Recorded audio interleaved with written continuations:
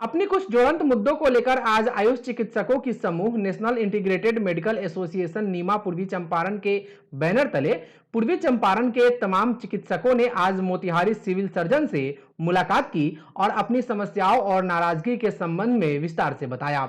Motihari civil surgeon doctor Anjani Kumar से हुई बातचीत के बाद नीमा के अध्यक्ष डॉक्टर अब्दुल खबीर, सचिव डॉक्टर मोहम्मद समीमुल हक और पूर्व अध्यक्ष डॉक्टर एमयू अख्तर ने पत्रकारों से बातचीत करते हुए क्या कहा, सुनिए। सीएस ने आश्वासन दिया है कि जो भी रजिस्टर्ड चिकित्सक पर कहीं छापामारी हो रही है या उन पर एफआईआर हो रहा है वो गलत है। मैं इसकी जांच करूंगा। आप लिखित रूप में आवेदन दें, मैं जांच करके जो है जहां गलत हुआ है मैं कार्रवाई करूंगा, ये उन्होंने दिया है। मैंने सीएस से कहा कि ये झोला छाप के आड़ में आयुर्वेद चिकित्सक बीएमएस जो हमारे आयुष चिकित्सक हैं जो रजिस्टर्ड हैं, यहाँ तक कि हमारे आयुष एमएस पर भी एफआईआर कर दिया गया है, जिसे थाना प्रभारी जाके उनके घर पे धमकाता है कि तुझे अरेस्ट करके जेल भेज दूंगा। उनका आर्थिक दोहन के लिए वो जो है सो आदमी लगाए हुए हैं। और ऐसे परिस्थिति में बीएमएस कैसे अपने क्लिनिक पर बैठेगा, कैसे कोई प्रैक्टिस करेगा, जबकि किसी तरह का कोई कंप्लेंट पेशेंट का नहीं है कि हमारे साथ कोई अत्याचार हुआ है, हमारे साथ जुल्म हुआ है, हमारा कोई पेशेंट मर गया है। उस परिस्थिति में एफआईआर किया जा रहा है एक रजिस्टर्ड चिकित्सक पर, ये कहाँ तक उचित है। इस पर सिविल सर्जन महोदय ने आश्वस्त किया है कि आप लिखित रूप में दें। मैं जो है इस पर एक कमेटी गठित कर रहा हूं और वो कमेटी जो है जांच करके और इस केस का निष्पादन करेगी। इससे हमारे सभी चिकित्सक आश्वस्त हुए हैं और हम तमाम जितने भी हमारे चिकित्सक हैं, वो चाहे ढाका हो, तुर्कौलिया हो, घोड़ासौन हो, वो अपने यहाँ जितने रजिस्टर्ड डॉक्टर हैं उसका लिस्ट तैयार करके और नीमा को जमा कर दें और नीमा अति शीघ्र उसे सिविल सर्जन के यहाँ भी साथ साथ प्रभारी के यहाँ मुहैया कराएगी। इसके बाद यदि हमारे चिकित्सकों के साथ किसी भी तरह की कानूनी कार्रवाई गलत होती है तो नीमा उसके लिए अपने अधिकारों के लिए किसी हद तक जा सकती है। आज पूरे जिला से हमारे आयुष चिकित्सक नेशनल इंटीग्रेटेड मेडिकल एसोसिएशन के बैनर तले हम लोग यहाँ सदर अस्पताल में सिविल सर्जन महोदय से मिलने आए थे। इसलिए हम लोग मिलने आए थे कि झोला छाप के साथ साथ जो है आयुष चिकित्सकों को भी प्रताड़ित किया जा रहा है और उनको भी उसी श्रेणी में रखा जा रहा है। इसके विरोध के कड़ी में हम लोगों ने आज आकर के अपना विरोध यहाँ अपना दर्ज किया और हम लोगों को अभी आश्वासन मिला कि इसके बाद से ऐसी कोई कार्रवाई हमारी नहीं होगी। और ये पूरे जिला से हमारे आयुष चिकित्सक अभी अपने अधिकारों की रक्षा के लिए आए थे और हम लोग ये बताने आए थे सिविल सर्जन महोदय को कि भारत सरकार ने जिस चीज़ का हमको माइक सर्जरी का ऑथराइजेशन है, हमको प्रसव का ऑथराइजेशन है और जिस चीज़ का हम लोग ऑथराइज हैं वो हम लोग जिला में करने के लायक हैं और अपने अधिकार और मांग को हम लोग यहाँ पर आने के लिए पूरे जिला से हमारे आयुष चिकित्सक एक साथ आए हुए हैं। मैं डॉक्टर एमयू अख्तर, पूर्व अध्यक्ष नीमा पूर्वी चंपारण। आज नीमा की पूरी टीम और पूरे पदाधिकारी हम लोग नीमा के जो डॉक्टर्स आयुष डॉक्टर हैं उनके कुछ ज्वलंत मुद्दे थे और उन मुद्दों को लेकर हम लोग अभी सीएस महोदय से मिले हैं और अपनी बातों को हम लोगों ने रखा है। हमारे ज्वलंत मुद्दे ये थे कि हमारे जो रजिस्टर्ड डॉक्टर हैं उनको भी आम तौर पर पेपर के माध्यम से या न्यूज़ के माध्यम से बार बार बोला जाता है कि झोला छाप डॉक्टर या उन पर एफआईआर होता है।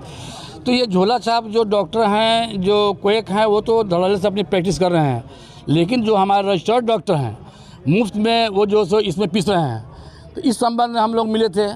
दूसरी बात ये थी कि ये खबर अफवाह की तरफ फैल रही है जिले में कि जो ये आयुष के डॉक्टर हैं ये प्रसव नहीं करा सकते हैं, ये सर्जरी नहीं कर सकते हैं। तीसरी बात ये कि जो नैदानिक निबंधन है इसके नाम पर भी प्रताड़ित किया जा रहा है। तो नैदानिक के प्रबंधन में जो है सो देना है हम लोगों को एफिडेविट, जो कहीं से ये सही नहीं है। कोई भी सर्जन जो हमको ऑन कॉल वो लेटर लिख कर देगा, वो जो है सो अपना ये नहीं करेगा, एसडीओ ऑफिस में जाकर नहीं करेगा। तो इस मुद्दे पर भी हम लोगों ने सीएस साहब से बात किया है और उन्होंने आश्वासन दिया है कि जो कुछ भी आपके अधिकार हैं, उन्होंने ये भी कहा है कि नहीं, हम लोग रजिस्टर्ड डॉक्टर को कभी छेड़छाड़ नहीं करेंगे। जो डॉक्टर उसके लिए इंटाइटल नहीं हैं, जो क्वैक हैं, उनको हम पकड़ेंगे, या फिर जो है सो जो आपके नाम पे काम कर रहे हैं उनको हम पकड़ेंगे। जो जिस चीज़ के लिए इंटाइटल है वो काम कर सकते हैं। आप लोगों का जो भी मुद्दा है, ज्वलंत मुद्दा है, वो आप पेपर में लिख कर हमको दीजिए, हम कमेटी का गठन करेंगे और इस पर गहन विचार करके और इसके बारे में अध्यादेश को हम लोग लाएंगे। तब तक के लिए आप लोगों को कोई छेड़छाड़ और कोई परेशानी नहीं होगी, ये आश्वासन हमारे सीएस महोदय ने दिया है। बहुत बहुत धन्यवाद। वहीं civil surgeon doctor Anjani Kumar ने इस संबंध में क्या कहा, सुनिए। वही हम मेमोरेंडम मांगे हैं कि आपका जो भी ग्रीवांस है मेमोरेंडम दे दीजिए, हम लोग उस पर डिस्कस करेंगे, कोई क्वेरी होगा तो हम लोग स्टेट से गाइडलाइन मांगेंगे। आज भाजपा जिला कार्यालय मोतिहारी के गांधी कॉम्प्लेक्स में एक प्रेस वार्ता आयोजित की गई। उक्त प्रेस वार्ता को पूर्व विधान पार्षद बैद्यनाथ प्रसाद ने संबोधित किया। इस अवसर पर प्रेस को संबोधित करते हुए श्री प्रसाद ने कहा कि प्रधानमंत्री के जन्मदिन 17 सितंबर से 2 अक्टूबर तक भाजपा सेवा पखवाड़ा मना रही है। इस सेवा पखवाड़ा में प्रधानमंत्री के स्वस्थ भारत संकल्प के तहत आयुष्मान भारत योजना के लक्ष्य को 100% हासिल किया जा सके, इसके लिए काम करना है। उन्होंने कहा कि पूर्वी चंपारण में 26,85,802 का लक्ष्य निर्धारित है, लेकिन अभी तक 2,48,007 कार्ड ही बन पाया है। इसके लिए सरकारी तंत्र जिम्मेदार है। उन्होंने कहा कि कार्ड बनवाने की प्रोसेस को आसान बनाया गया है। इस बार आप खुद ही आयुष्मान ऐप डाउनलोड कर अपने मोबाइल से ही ऑनलाइन रजिस्ट्रेशन करके आयुष्मान कार्ड बनवा सकते हैं। इसके लिए राशन कार्ड, आधार कार्ड, निवास प्रमाण पत्र, passport size photo, pan card या अन्य दस्तावेज अपलोड करना होगा। तब सरकार आपकी रिक्वेस्ट को वेरीफाई करने के बाद आपका नाम योजना में रजिस्टर्ड कर देगी। श्री प्रसाद ने कहा कि आयुष्मान योजना के लिए पात्रता जांचने के लिए आप 14555 पर कॉल कर सकते हैं। इसके अलावा आप pmjy.gov.in साइट के जरिए भी अपनी पात्रता चेक कर सकते हैं। उन्होंने कहा कि इस योजना के तहत अब तक 5.5 करोड़ से ज्यादा लोग अपना इलाज करा चुके हैं। देश के 27,000 से अधिक हॉस्पिटल में आयुष्मान कार्ड से इलाज की सुविधा मिल रही है। वहीं अब तक 24 करोड़ 82 लाख से अधिक आयुष्मान कार्ड बनाए जा चुके हैं। उन्होंने कहा कि इस कैंपेन के तहत देश में 1,17,000 से ज्यादा हेल्थ एंड वेलनेस सेंटर पर आयुष्मान मेला लगाया जाएगा, जहां पर हेल्थ की जांच की जाएगी। प्रेस कॉन्फ्रेंस में मोतिहारी विधायक सह सूबे के पूर्व मंत्री प्रमोद कुमार, जिलाध्यक्ष प्रकाश अस्थाना, उप महापौर डॉक्टर लालबाबू प्रसाद, महामंत्री योगेंद्र प्रसाद, जिला प्रवक्ता सुधांशु रंजन एवं मीडिया प्रभारी गुरडेज सहजाद उपस्थित थे। मोतिहारी बहुत ही सजग जिला है, बावजूद इसके यहाँ की उपलब्धि मात्र 9% है। जो लक्ष्य है उसका 9% ही यहाँ के लोगों को कार्ड बन पाया है। और मुझे ये कहने में हिचक नहीं है कि सरकारी तंत्र के लोग अभिरुचि नहीं ले रहे। और जब तक मुख्यमंत्री इस महत्वपूर्ण योजना को अपने प्राथमिकता में ऊपर नहीं लाएंगे, स्वास्थ्य मंत्री इसको प्राथमिकता में ऊपर नहीं लाएंगे, तब तक उनके चाहे सीएस हो, चाहे कलेक्टर हो, बीडीओ हो, एसडीओ हो, नीचे के लोग हो, इस पर ध्यान नहीं देते हैं। इसलिए मैं आपके माध्यम से सरकार से भी आग्रह करता हूं कि वो इसको प्राथमिकता में लें और मोतिहारी सहित बिहार के जिलों में जो अभी तक 11% की ही उपलब्धि है, यह हमें अन्य राज्यों के तुलना में काफ़ी पीछे रखा है। और जो गरीब लोग हैं, जिनके लिए नरेंद्र मोदी चिंतित हैं उनके स्वास्थ्य के लिए, उन तक यह सुविधा पहुंच सके। ये हम उम्मीद करते हैं कि प्रशासन आज के इस प्रेस कॉन्फ्रेंस के बाद थोड़ी सजगता बढ़ाए और वो इस काम को प्राथमिकता में लाए। डेंगू एक गंभीर बीमारी है जिससे हर साल देश में हजारों लोगों की मौत हो जाती है।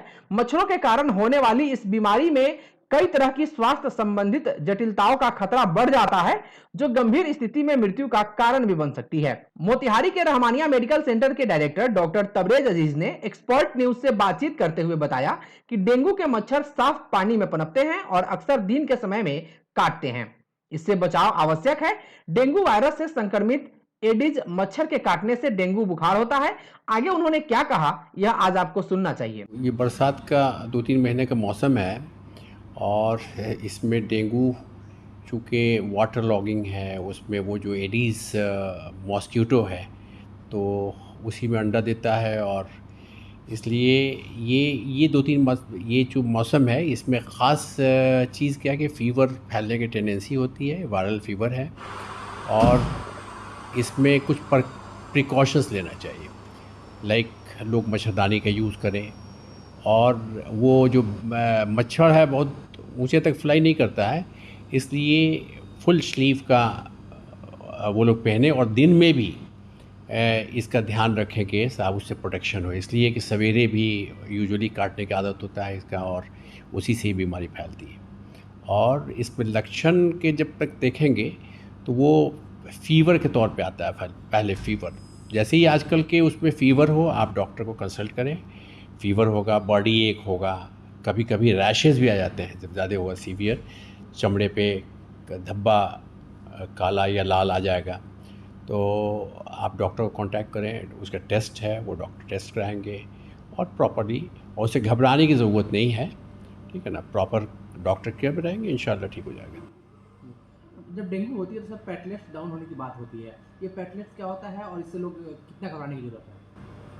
नहीं, प्लेटलेट का मतलब है कि डेंगू अगर एक उससे अगर ये बढ़ेगा तो प्लेटलेट्स कम होने से, प्लेटलेट ऐसी चीज़ है कि जो कि ब्लड के कैपिलरी की परमिलिविटी को और उसके इंटीग्रिटी को मेंटेन करता है। कहीं भी कट जाए तो प्लेटलेट्स वगैरह जाके उसको, तो कभी कभी जब प्लेटलेट वो वही देखा जाता है उसमें फॉलोअप में, अगर देखेंगे प्लेटलेट कम होने की टेंडेंसी होती है तो उसके लिए बहुत से प्रावधान हैं जो करते हैं, ठीक है ना, और प्रॉपर केयर में रहना है। प्लेटलेट बहुत कम होने से ख़तरनाक ज़रूर है, इसलिए कि उससे इंटरनल हैमरेज की टेंडेंसी हो जाती है और मरीज़ के लिए घातक है। सर ये डेंगू कितना खतरनाक है, जान भी जाती है? जी हाँ, जा सकती है। इसलिए अगर ठीक से, इसलिए इनिशियल ही बुखार का लक्षण है तो डॉक्टर से मिलना है और उसके संपर्क में रहना है और उनके एडवाइस को फॉलो करना है। East Champaran district cricket association के नई कमेटी का गठन हो गया है। नई कमेटी को बिहार क्रिकेट एसोसिएशन बीसीए के द्वारा मान्यता भी प्राप्त हो गया है। नई कमेटी में आकर्ष आदित्य अध्यक्ष, ज्ञानेश्वर गौतम उपाध्यक्ष, रविराज सचिव, कन्हैया प्रसाद संयुक्त सचिव, अभिषेक कुमार ठाकुर कोषाध्यक्ष बनाए गए हैं। वहीं वरिष्ठ खिलाड़ी अयाज अहमद को क्लब प्रतिनिधि, ब्यूटी कुमारी को खिलाड़ी प्रतिनिधि महिला, मधुरेंद्र कुमार सिंह को खिलाड़ी प्रतिनिधि पुरुष, प्रीतेश रंजन को मीडिया प्रभारी, राम प्रकाश सिन्हा को चयन समिति के चेयरमैन, संजय कुमार टुन्ना को चयन समिति का कन्वेनर, प्रकाश रंजन को चयन समिति का सदस्य, मोहम्मद अरमान को लेखापाल और अभिषेक कुमार उर्फ छोटू कोच चुने गए हैं। आज मोतिहारी के राजा बाजार स्थित स्थानीय खेल भवन में east Champaran district cricket association की नई कमेटी की पहली बैठक संपन्न हुई। बैठक की अध्यक्षता बीसीए गवर्निंग काउंसिल के कन्वेनर सह east Champaran district cricket association के उपाध्यक्ष ज्ञानेश्वर गौतम ने किया। बीसीए गवर्निंग काउंसिल कन्वेनर व नवनियुक्त east Champaran district cricket association के प्रतिनिधियों को सम्मानित करने के उपरांत नए सत्र में क्रिकेट संचालन पर चर्चा की गई। बीसीए गवर्निंग काउंसिल के कन्वेनर सह east Champaran district cricket association के उपाध्यक्ष ज्ञानेश्वर गौतम व सचिव रविराज ने प्रेस को संयुक्त रूप से संबोधित करते हुए बताया कि सत्र 2023-24 के लिए east Champaran district cricket association में क्रिकेट क्लब के निबंधन की प्रक्रिया 25 सितंबर से शुरू होगी। 25 सितंबर से 30 सितंबर के बीच क्रिकेट क्लब्स रजिस्ट्रेशन संबंधित फॉर्म मोतिहारी के बलुआ ओवरब्रिज के समीप चित्र मंदिर कैंपस स्थित जीके स्पोर्ट्स प्रतिष्ठान के साथ साथ committee of management east Champaran district cricket association से संपर्क कर प्राप्त कर सकते हैं। 1 अक्टूबर से 10 अक्टूबर के बीच सभी क्रिकेट क्लब रजिस्ट्रेशन की प्रक्रिया पूर्ण कर इसी डीसीए से निबंधित हो जाएंगे। वहीं 15 अक्टूबर से जिले में क्रिकेट गतिविधियों का शुभारंभ कर दिया जाएगा। दिसंबर तक क्रिकेट लीग के सभी मैच को कराकर जनवरी 2024 में भिन्न भिन्न आयु वर्ग की टीम के लिए क्रिकेट कैंप का आयोजन कोच अभिषेक कुमार उर्फ छोटू की देखरेख में किया जाएगा। कैंप के आधार पर भिन्न भिन्न आयु वर्ग की पूर्वी चंपारण जिला टीम का चयन समिति के द्वारा चयन किया जाएगा। वहीं संघ विरोधी गतिविधियों के कारण Juliet cricket club red, Raxaul cricket club, Fenhara cricket club, Chandanbara cricket club Dhaka व MJK youth cricket club Sugauli को 6 साल के लिए प्रतिबंधित कर दिया गया है। मौके पर east Champaran district cricket association के प्रतिनिधियों के अलावे वरिष्ठ खिलाड़ी राशिद जमाल खान, रहमान खान, जीके स्पोर्ट्स के प्रोप्राइटर गुलाब खान, हरप्रीत सिंह सालूजा आदि की उपस्थिति रही। बेतिया के मझौलिया में घटनाओं का दौर जारी है। आज मंगलवार का दिन हरपुर गढ़वा पंचायत के लिए काल साबित हुआ। यहाँ एक बालक और एक बालिका की मौत सिकरहना नदी में डूबने से हो गई। मृतकों की पहचान गढ़वा बाजार वार्ड नंबर 13 निवासी नजरे आलम के 9 वर्षीय पुत्र सलमान आलम तथा बथना वार्ड नंबर 4 निवासी शेख सकीबुल अहमद की 8 वर्षीय पुत्री हुस्ने आरा के रूप में की गई है। थाना अध्यक्ष अभय कुमार ने बताया कि नदी में डूबने से एक बालक की मौत की सूचना प्राप्त हुई है। बालक के शव को पोस्टमार्टम के लिए जीएमसीएच बेतिया भेज दिया गया है। वहीं दूसरी तरफ मृत बालिका के परिजनों द्वारा पोस्टमार्टम कराने से इनकार किया गया है तथा पुलिस को लिख कर दिया गया है। इधर एक बालक और एक बालिका के डूबने से हुई मौत पर समस्त हरपुर गढ़वा पंचायत शोक में डूबा हुआ है। परिजनों के चित्कार से सारा आलम शोकाकुल हो गया है। पंचायत में मातमी सन्नाटा पसरा हुआ है। मुखिया साजदा तबस्सुम, पति समाजसेवी अली असगर, सरपंच रोबदा खातून, पति शेख फिरोज अहमद आदि ने शोकाकुल परिजनों को इस विपदा की घड़ी में हिम्मत और साहस रखने की बात कही तथा हर संभव सहयोग करने का भरोसा दिया है। के हल्ला भले में गोनी तो बुला के हम लेके आवत रही, ठीक बा। तो कहता कि चलो पापा हम आवत 3-4 गो 5 गो लड़का एक बराबर हिंकर बेटी सबको खूब गए। अब जैसे अभी हम घरे आवता नहीं दुआरी पर तो ले पता चलता तार बेटा मर गया। तो गोनी फिर कपड़ा बदल के जाता नहीं दौड़ तो लोग गोदी में थाम के लेके आओ। सुबह में गढ़वा निवासी सलमान आलम उम्र 9 बरस, पिता नजर आलम की जो है नदी में डूबने से मृत्यु हो गई है। बड़ी गंडक नदी है जो सिकराना, उसमें शव को बरामद कर पोस्टमार्टम के लिए भेजा गया। मानसून के आखिरी दिनों में डेंगू बीमारी का खतरा देश में अधिक बढ़ जाता है। डेंगू के शिकार लोगों में तेज बुखार की समस्या होती है। गंभीर स्थिति में डेंगू का बुखार अतिरिक्त रक्तस्राव और अंगों की खराबी का भी कारण बन सकता है। कई लोगों में रक्तचाप का स्तर काफी कम हो जाता है जिससे उन्हें शॉक लग सकती है। एक्सपर्ट न्यूज से बातचीत करते हुए मोतिहारी के बैंक रोड में आनंद होटल के समीप स्थित एजी हेल्थ केयर के डायरेक्टर डॉक्टर एसएम मिन्नतुल्लाह ने बताया कि डेंगू के शुरुआती लक्षण फ्लू की तरह होते हैं जिसके कारण अक्सर लोग इसे पहचानने में देरी कर देते हैं। आगे उन्होंने क्या कहा यह आज आपको सुनना चाहिए। ये एक ऐसा रोग है जो मस्कीटो की वजह से एक एडीज एजिप्टी और एल्बोपिक्टस ये इसके वजह से ये फैलता है और ये ज़्यादातर ये स्पेसीज आपको साफ पानी में पाए जाते हैं। आज के इस मौसम में छत पर गमला हो, कोई बाल्टी हो, कटोरा हो, मग हो, बहुत सारे लोग ऐसे ही छोड़ देते हैं, उसमें पानी जमे रहते हैं जिसके वजह से ये मस्कीटो ये पैदा होता है और फैलता है। अभी बरसात थोड़ा पानी हो रहा है, फिर पानी छूट जा रहा है जिसके कारण पानी जमा रह जा रहा है। साफ सफाई का कोई साधन है नहीं, नगर पालिका का स्थिति भी नारकीय है। सो देख ही रहे हैं हर जगह पानी जमा हुआ है, गंदगी है।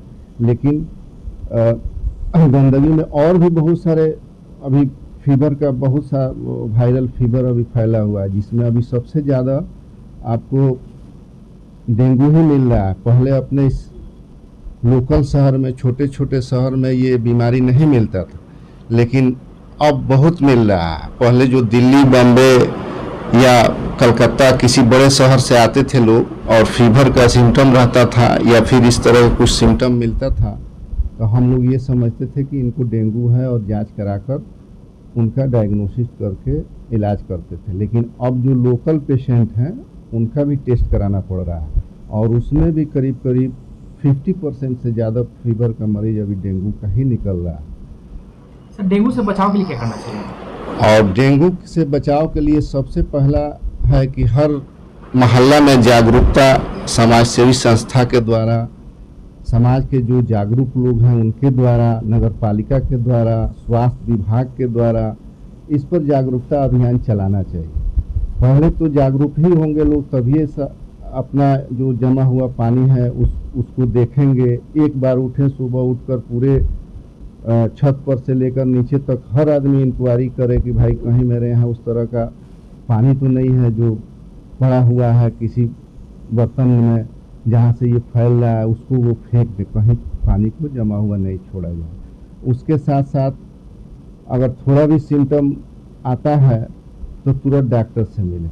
और मेन है इसका सिम्टम, तो सिम्टम इसका है ये कि आपको तेज बुखार के साथ पूरे बॉडी में पेन होगा, हेडेक होगा और कभी कभी वोमिटिंग भी होता है, नौसिया भी होता है, पेट दर्द भी होने लगता है और बहुत ही इसको कहा जाता है एकदम कमर तोड़ बुखार, जिसको एकदम बॉडी को कमज़ोर कर देता है। अभी पेशेंट आ रहे हैं तो वो बोल रहे हैं ये बहुत कमज़ोरी है, कमज़ोरी का सिम्टम हफ्ता दिन तक रहता है, उनको सलाइन भी लगाना पड़ रहा है।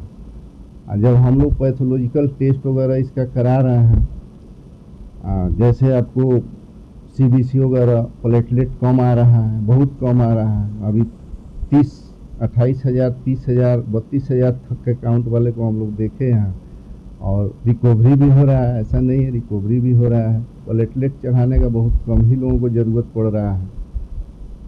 और बस बोलेंगे ये कितना खतरनाक होता है, जान जा सकती है? हाँ बिल्कुल जा सकती है। अगर अवेयरनेस नहीं है, कोई ऐसे ही बिना टेस्ट का दवा खा रहा है और प्लेटलेट डाउन हो जाए, 20 से नीचे आ जाए और पता ही नहीं चले कि आ गया, हो रहा है, ऐसा हो भी रहा है। और प्लेटलेट चूँकि आपके इस लोकल शहर में मिलता नहीं है, उसके लिए पटना जाना पड़ेगा। अभी पेशेंट कोई गरीब है, जाने में सक्षम नहीं है, या किसी को लेट हो गया और पता ही नहीं चला, तब तक प्लेटलेट कम हो गया, उनको ब्लीडिंग होने लगेगा। इसका लास्ट सिम्टम है नाक से ब्लीडिंग, मुंह से ब्लीडिंग, पैखाना के रास्ता से ब्लीडिंग, ये सब दांत से ब्लीडिंग, ये होता है और उसके बाद मरीज डेथ कर जाता है। इसलिए अवेयर होना बहुत ज़रूरी है।